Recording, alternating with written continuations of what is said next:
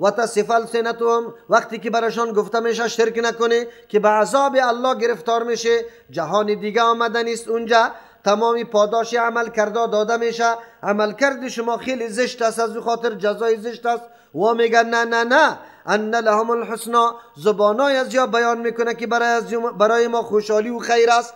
اینجا در این دنیا می نمی رقم هستیم، اونجا ما میطور هستیم. یک تعداد همی طور است یا نه؟ میگه در این دنیا اینطور سرت زور هستم، در اون دنیا هم سرت زور هستم، کلیت در سنگ میمالم. همی طور میگه، می ظالم یا نمیگه؟ همی طور میگه. الله متعال میگه این گپ یا میگه که برای ما خیر است. لا جرم ان لهم النار، قیامت قایم شود بعد از اون معلوم میشه خامخا از لا جرم اتمی است ان لهم النار، که برای از آتش است. و انهم مفرتون، و اینمی مردم مفرتون پیش فرستاده شدگان هستند به دوزخ. غم نکو پیغمبر علیه السلام. آلی دیگه این مردم ها ایگه پاره میزنه، لاف میزنه که اونجا ما غالب هستیم، زور هستیم. اینجا نه، اونجا غالب و زور نیسته. الله اختیار برات داده بود در اینجا، تو بسیار سرکشی کردی. فقط این در زبان میگه، زبان. الله متعال این مشرکین نمیگه که یا دعوای زبانی خیلی زیاد داره. انسان دعوای یک کاری را بکنه که راستی هم در عمل چیزی خوب کرده باشه، عجیب است. خود شرک میکنه لیکن تقاضای جنت الفردوس داره. اینی بدبختی یک انسان است که عمل نداره اما توقع و تمنایش خیلی زیاد است. از او خاطر پیغمبر علیه السلام این طور کس بسیار آدم عاجز و بیعقل معرفی کرده. العاجز چی است؟ عاجز کی را میگه؟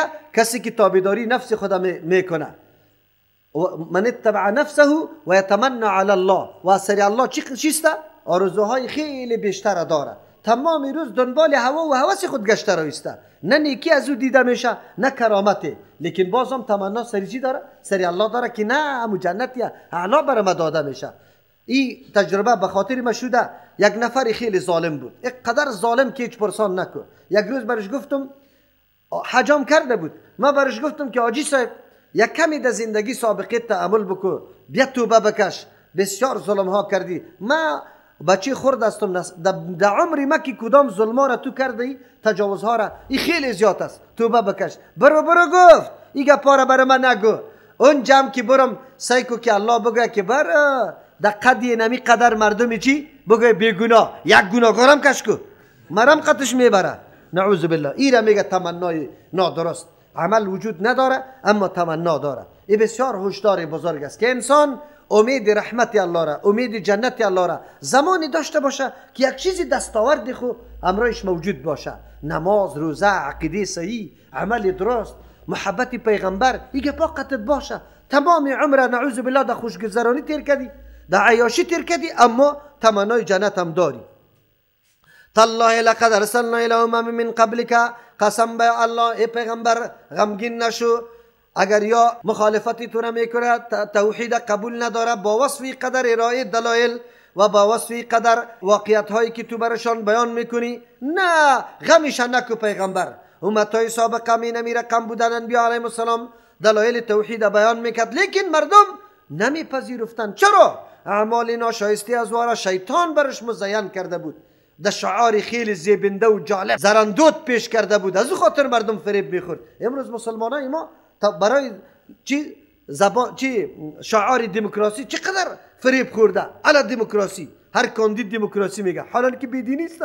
الله میفرمه تالله قسم به الله لقد ارسلنا، یقینا ما روان کردیم الی امم، برای امتهای سابقه من قبلک پیش از تو، فزین لهم الشیطان اعمالهم، مسلکه و اینمی مشرکا عملی خدا که او بود پرستی است را خیلی دوست میداره و در مقابل تو قیام میکنه، مبارزه میکنه.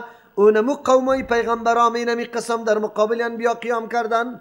فزین لهم الشیطان اعمالهم، مزین کرده بود برایشان شیطان عمل کردایشان، امور دین میگفتن و پیغمبر هم علامت میکرد، میگه بیدین توستی، دین آبا و اجداد تیلا کردی، اما هم تو بیدین میگی. مثل که حالی برای شما نمیگه و بیدین وابی شده ای، دین سابقه را اعلا کردی. امی رقم میگفتن. چرا؟ اینمی نظام الله در چشمشان زیبا کرده بود. فهو ولیهم، اونمو سرپرستشان است. امی شیطان الیوم، امروز در دنیا.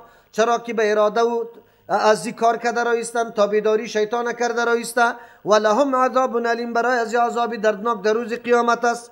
و ما انزلنا علیک الکتاب روان نکردیم بالای تو قرآن کریمه الا لتبین مگر روان کردیم که تو واضح بسازی لهم برای مردم الذی همو موضوع را اختلفوا فیه که دو اختلاف کردن این کتاب روان کردیم چرا گروه گروه شده طایفه طایفه شده هر کس خدا میگه مستحق جنت هستم جنت در تکیم است این پیغمبر تو توسط قرآن وضاحت بده مردم را که مستحق جنت کدام طایفه است کدام عقیده را داشته باشه شرک و مستحق جنت میشه کلا قطعا نه پس ای یهود و نصارا لاف نزنی که ما در جنت میریم یا جنت برای ماست قرآن فیصله میکنه که کسی شرک میکنه انه من یشرک بالله فقد حرم الله علیه الجنه الله سر جنت حرام کرده امروز طایفه ها زیاد است هر کس میگه ما فرقه ناجی هستیم با امرای شرک هم فرقه ناجی شده میتونی فرقه منصوره شده میتونی کلا قطعا نه اگرچه تو شعار اهل سنت والجماعت این چیسته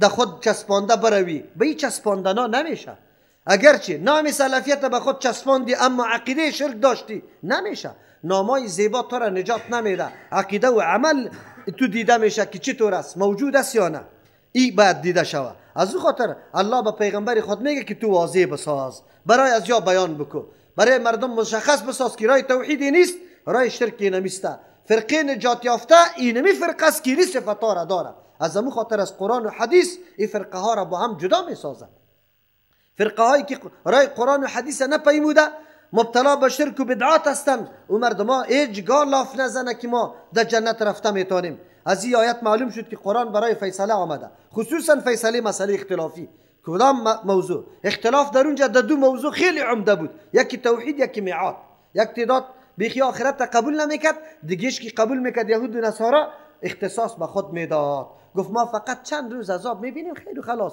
جنت در تیکه ماست قرآن آمد فیصله کرد که عجیب است با امرای شرک تو پیغمبرا را ابن الله میگی و بازم دعوای چی را داری جنت یک و هدن برنامه جامع هدایت است بندگان الله متعال اگر به این کتاب چنگ بزنه مکمل تعلیمات خود از این بگیره زندگی خود عیار بسازه به تعلیمات قرآن کریم مکمل راهنمایی درست میکنه و رحمتا ذریعه رحمت است اگر عمل به قرآن بکنه بعد از اینکه تطبیق قانون قرآن کردی آل مورد رحمت الله قرار میگیری خب برای کی لقوم یؤمنون به قومی که یقین و باور به کتاب داره نه به او قومی که این کتاب ثواب مرداد دانسته خیر و خلاص به او قوم نه به قومی که باور داره که قرآن انقلاب آوردنی در زندگی ماست در مفکوره ماست در اخلاق ماست در طرز العمل ماست و امیر مشعل زندگی خود قرار داده اونمو مردمه والله انزل من السماء الله فرو فرستاد از آسمان ما ان آب الله تمثیل میکنه برای پیغمبر علیه السلام که پیغمبر قرآن هم حیثیت آب باران داره که از طرف بالا میاد صاف پاک هیچ نوع اختلاطی گپا قطش نیسته در روی زمین میآید سبب احیا و زندگی زمین میشه گلهای متنوع درختهای متنوع میوه های متنوع از این میروید لیکن زمین ها با هم فرق داره بعضی زمین میپذیره آب از او گلها درختها نمو میکنه میروید لیکن بعضی زمین هاست که قطعا آب نمیپذیره مخلوق الله متعال چون سرشتشان از زمین گرفته شده آدم علیه السلام از همین زمین جور شده از او خاطر خاصیت زمین در انسان هم وجود داره یک زمین است که راستی آنقدر الله از همین باران استفاده کرده باشه که به مردم میوه تقدیم کنه قرآن هم همینطور است مثل باران واره که آب حیات است سبب حیات است بعض انسان ها از این قدر استفاده میکنه که دیگه مردم توسط از این سیراب میشه و برای از او منافع میرسه بعضی مردم خود نمیپذیره والله انزل من السماء الله فرو فرستاد از طرف بالا من آب فاحیا به الارض زنده کرده توسط آب زمین بعد موتها پس از مردن ازی زمانی که دشت و بیابان نمیبینی ادنا گیا دو دیده نمیشه فکر میکنی که این دشت چقدر از دستی که افته و سرش سوزان خورده کبوت است هیچ چیزا فکر نمیکنی که باز تازه شوه رونق پیدا کنه یعنی الله متعال برای اثبات میعاد اثبات آخرت برای ما دلیل میگه برای اثبات ازی که توحید الله چه رقم است در زمین که میخوره پس زمین آباد میشه ان فی ذلک لآیه لقوم یسمعون یقینا در نزول باران رویدن گیاه در دشت و بیابانی که هیچ خشک بود گیاه دیده نمیشد دلیل و قدرت کامل برای الله متعال است لقوم یسمعون برای قومی که میشنوه مراد از شنیدن به قلب بشنوه ای از نظر فکری را بدانه فکر کنه که یقینا روزمره برای ما زنده شدن بعد از مرگ الله نشان میده دشت و بیابان میرم که یک دم خیت است، برفا افتاده حالی او شده، هیچ چیز دیده نمیشه، لیکن بارانای بهار شروع میشه، باز میبینی یک وقت که گل لاله سرخ میزنه دشته. الله متعال زنده میکنه. تو هم همینطور. و این لکم فی الانعام لعبره، یقینا برای شما در چارپایا هم لعبرتا، محل تفکر است، قابل فکر دقیق است. خوب دقیق غور بکنی که الله حیوانات چه قسم پیدا کرده. نسقیکم مما فی بطونه، می نوشانیم برای شما از آن چیزی که در شکمای از یاست، من بین فرس در بین سرگین و دم، خون، لبنن، شیره، خالصا که بالکل خالص است، سائغا للشاربین که خیلی گوارا و زود هضم است برای نوشندگان. کسایی که می آشامه ابی شیره بهترین خوراک است و بهترین چیز است. موضوعی است که قرآن کریم در این اشاره کرده بود که شیر از کجا بر سر ما می نوشانند. حیوانات الله پیدا کرده برای خوراک انسان. شیر که بهترین خوراک است، مفیدترین خوراک است که حتی مریضها هم از این چی پرهیز نمیشه، بلکه به تمام مریضات توصیه میشه که شیر بخوره. شیری که اول ابتدای نمو و پرورش طفل هم توسط همین شیر شده. الله متعال از کجا ایره میکشه؟ امروز طب جدید تحقیقات سریزی شروع میکنه. وظایفی که در بین ماشینی که الله در وجود انسان گذاشته، چه قسم از غذا چیسته خون تولید میکنه، چه قسم باز چیسته طفالی از او باقی میمانه، او را بیرون القا میکنه، و چه قسم از بین اینمی شیر تولید میشه. خون نبی بی رنگ سرخ داره و شیر نبی بی رنگ سفید داره. این امتیازات از کجا و کی میکنه؟ امی ماشینی که امی کار انجام میده در درون وجود تو، خودکار مدومات، این کی میکنه؟ انسان غافل اگر کمکی دی تعامل بکنه، الله خدا میشناسه که الله اینطور ذاتی است که در درون ما اینطور ماشین گذاشته که خوراکی را تولید میکنه که مهمترین خوراک است. خوراک نه، بلکه اون بهترین چیز دواست برای انسان و چقدر مفید است. این کی پیدا میکنه؟ کی میارشه در اینجا؟ از او خاطر الله میگه لعبره، در چارپایا برای شما بسیار محل غور دقیق و فکر خیلی تعامل خیلی باریک است که شما در این بیاندیشه. ببینه نشانه های قدرت الله را. الله چقدر حکیم ذات است، چقدر علیم ذات است، چه انتظاماتی برای انسان کرده. انسان که الله را نشناسه و بازم نعوذ بالله غافل و بی‌پروا از نعمتهای الله شکرگزاری نکنه، بسیار سخت است. الله متعال یقینا که انسان تعجب میکنه که چه قسم اینی گپا میه. بازی شیر چی ویتامین های داره، چقدر چیستا ترکیبات دیگری داره. باز این وقتی در پستان میاد، پستان الله متعال چی آلات دیگری را گذاشت در اوجا گذاشته. یقین است امروز سر از این تحقیقات میشه خیلی زیاد، اما نمیتونه تمام مزایا و خصوصیات چی را امیر انسان معلوم کرده بتونه. الله متعال اینطور ماشین ها را در وجود تو انسان گذاشته. آیا این بی اراده و بی کدام تنظیم است؟ نه، ذات الله متعال است که را منظم کرده و اینمی قسم بری تو میاد. و من ثمرات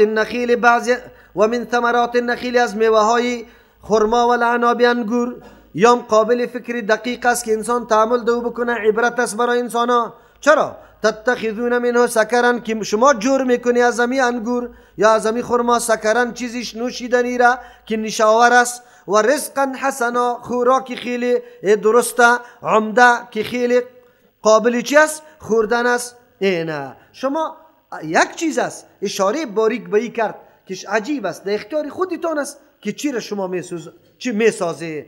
بعضی صحابه کرام امی آیت که آمد مکمل خودداری کردن دیگه از نوشیدن شراب. چرا که الله متعال در اینجا تقسیم کرد، خودتان جور میکنه سکر و رزق حسنه، او چیزی نشایی را که عقلتان خراب میکنه، مهمترین چیزتا بارزشترین جوهرتان از بین میبره. چرا خودتان این کارا میکنه؟ چرا این کارا میکنه؟ افسوس نیست پودریا بری در دریاچه، در دریاچه که همونجا یک دقیقه استاپ شده نمیتونه از دست بوی، لیکن پودریا اونجا لیفا را سری خود انداخته، قرار یکی با دیگه نشسته. عجیب است، عجیب است. الله متعال بر انسان چی میگه؟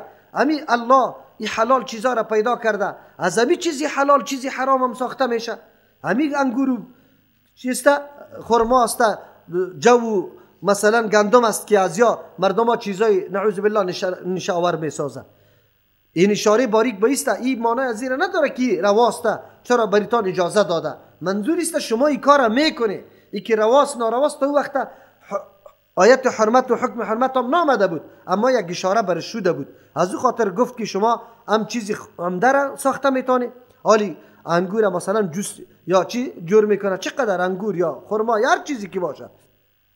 الله میگه ان فی ذلک لآیه، یقینا در این چیزی که ذکر شد نشانه قدرت کامل الله یا دلیل توحید الله است. لقوم یعقلون، برای قومی که از تعقل کار میگیره، از فکر کار میگیره. کسی که عقل خود در کار میپرته بالکل دی عبرت کامل است. الله متعال بی میوه های گوناگون توسط باران در یک باغ میرویانه، رنگ های مختلف، لذت های مختلف. این کی میکنه؟ این کارخانه بزرگ الله متعال توسط یک قسم آب، یک زمین، چه قسم رنگارنگ میوه هاست. انسان باید بالکل معترف شود که یقینا همه امور الله میکنه و در اختیار الله قرار داره. باید عبادت هم تنها برای الله شود. و اوحی ربک الی النحل، در دل انداخته پروردگاری تو به سوی نحل. وحی اشاره سریعه میگه، به جلتی به زودی اشاره کردن.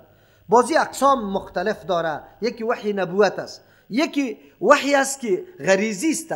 الله در قلب در وجود هر انسان در سرشتش انداخته یک تعلیم و تربیه ایره. حیوانات و پرنده های مختلف میبینی با کدام نظم که زندگی میکنه، در پیدایششان الله متعال امی علم انداخته. ایران وحی میگه. اینجا مراد از وحی امو در دل انداختن است، یعنی در سرشتی زنبور عسل الله متعال اینمی تعلیمات آینده که بیان میشه مکمل الله انداخته.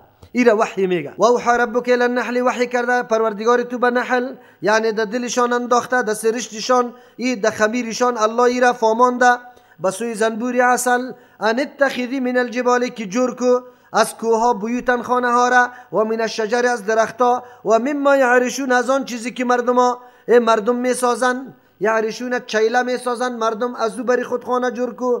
ثم کلی، بعد از او بخور من کل الثمرات، از هر قسم میوه ها، یعنی از میوه های مختلف که خوش شما میه. فسلوکی سبول ربک، بروی در راه های پروردگارتان، ذلولا که همون راه ها رام شده است، یعنی شما رفت آمدیتان برایتان آسان است.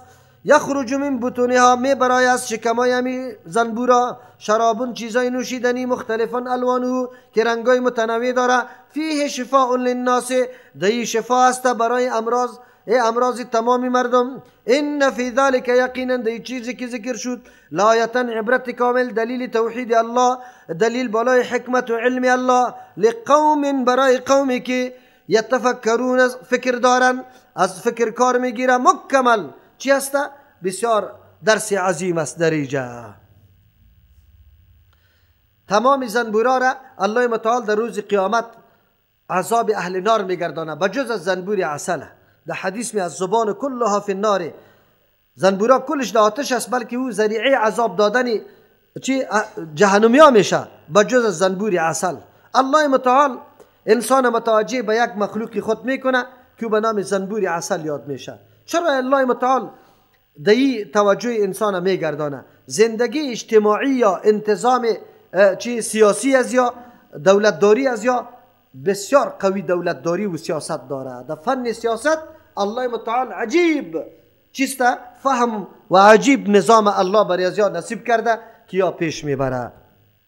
زنبور عسل قابل تأمل است. الله متعال میفرماید که انسان تو بیبی اما مخلوق الله به یک طرز زندگی خاصی که الله برش الهام کرده پیش میره و کلش خدمت تو انسان میکنه. همین زنبورا آنقدر یک نظم دقیق زندگی داره که پرسان نکو، از خانش گرفته تا کاشانش تا جور کردن عسل تا تمامی گپای ازیره تو مورد مطالعه قرار بده. اینم شب و روز در خدمت، یک دقیقه آرام نیست. در زنبور عسل کدام زنبوری بیکار شما پیدا نمیتونی. درسای عظیم است برای انسان که الله چطور انتظام کرده زندگی از او را، اما ای هم در کاری تو روان است.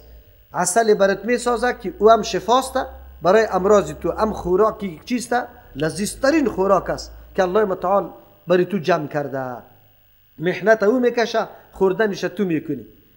یک دواره که تو جور میکنی برای دفع مرض تو، او را از گیاه ها امی دکترها چیست؟ فارمیسی جور کرده رایسته. یک گولی چقدر قیمت داره؟ یک گولی، یک تخته گولی را بس اوقات به 2000 هم کس برات نمیده. اما این عسل بیبی که محنت شکی کرده، نه دکتر نه فارمیسی، الله متعال توسط مخلوق خود انتظام تو را کرده و انواع مرضات توسط عسل چی میشه؟ تداوی میشه که سرش گپ میزنیم. اول سری زندگی عمومی زنبورا گپ بزنیم. زنبورای اصل در 3 هفته از 6000 تا 12000 تخم گذاری داره، تخم میکنه. عجیب نظام ایا دارن، برای خود یعصوب که کلان پاچا داره او انتظام امور میکنه. در داخل که کدام چیستا انضباط داره، ادارات داره، نظم و دیسپلین داره، الله میدانه. تحقیقات سریزی علما، خیلی علما سریزی تحقیقات کرده که زنبورا چی نوع زندگی داره.